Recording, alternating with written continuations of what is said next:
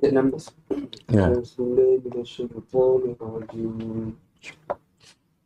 Ya bunayya innaha مثقال حبة من خردل فتكون في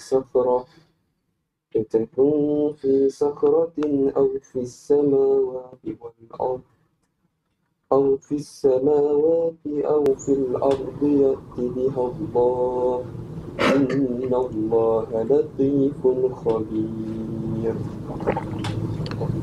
Masya Allah. Barakallahu fiik.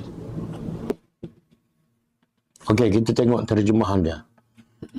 Ini nasihat Luqman seterusnya kepada anak-anaknya. Ya bunaya, wahai anakku. Banyak Allah sebut dalam Quran bila bapa cakap dengan anak kena guna bahasa yang lembut. Ya bunaya, wahai. Kalau kita terjemah wahai anak kesayanganku. Kalau ya bunaya mana wahai anak kesayanganku.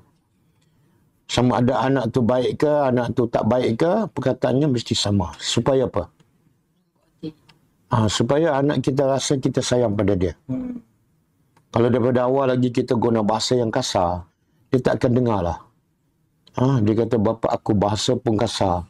Mana bapa tak sayang, buat apa aku dengar kan?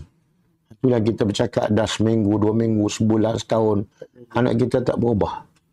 Sebab dia tak rasa kita sayang pada dia.